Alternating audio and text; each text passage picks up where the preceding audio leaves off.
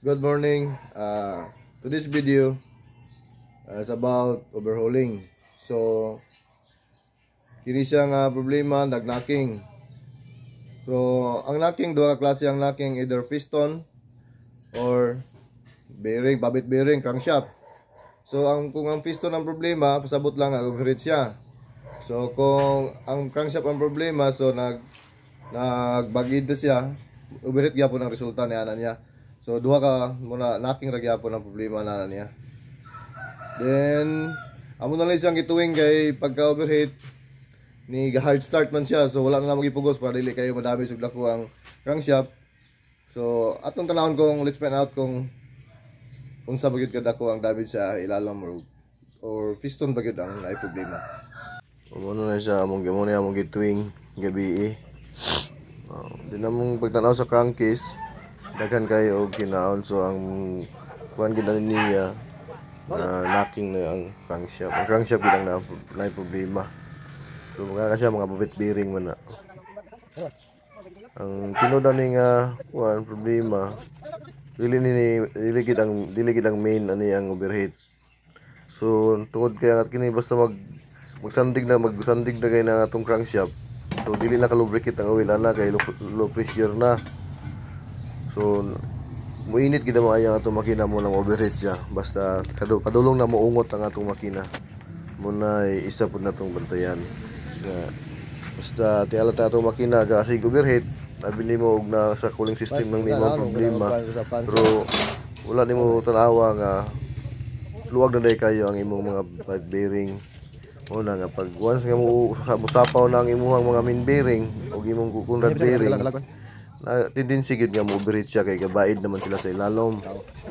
So ang morning nahitabuan ning makina. So ato lang tanawon karon kung unsa nga number sa connecting rod or main bearing ang nanaping. Kanang gitanggal sa cylinder head mo na. Tanggalan ang cylinder makita na nato may bala na to dayon kung unsa nga piston sa connecting rod ang nadaot ang bearing, ang crankshaft. Wala gitawag siya na mag-knocking kay once nga mo daot ng imong bearing, so muluag ang imuhang piston crankshaft. So makita din imo ang sangko ang piston. So ang nag-knocking wala be kani nga nagini siya. Number 1 nga piston kung nag-knocking nagsangko mo na siya. So luag na ang iyang panana bearing babit sa ilalom. So number 1 ang nag-knocking connecting rod. Muna may bala nato nga nag-knocking siya kay sangko mo na siya kay luag na mga kilis naman ang iyang mga bearing sa ilalom. Number 1. So ang ato lang tanahon kung unsa ka grabe ang damage sa ilalom.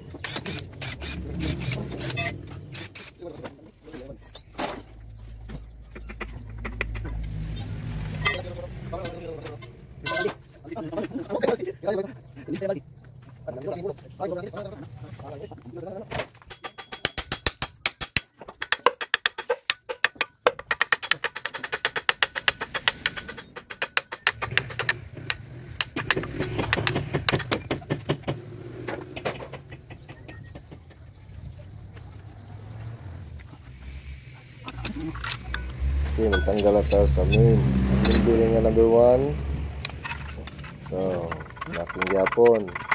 So, wala pa na sapaw.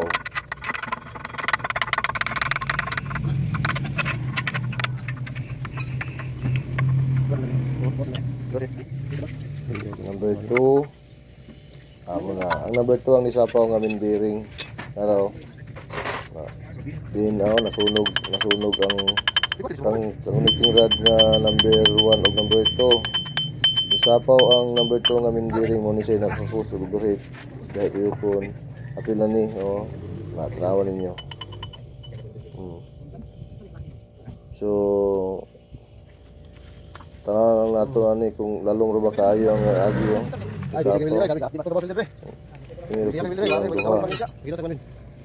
piston. Okay ang mga piston, wala problema.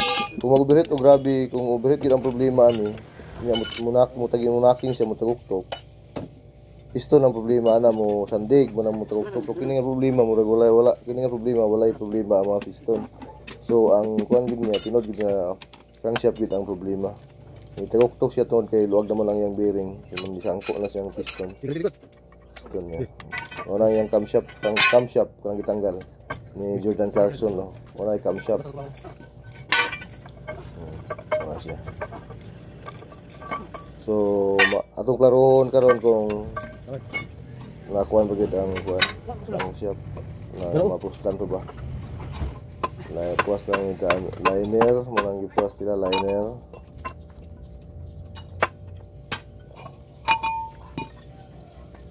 Basta general overhaul gani kini tanan tanggal gini siya kay kuan mo gini siya ilisan mo gini siya tanan nga mga parts lalo nga dapat ilisan tanggal black lagi ang mabilin ani. Gusto sa left side.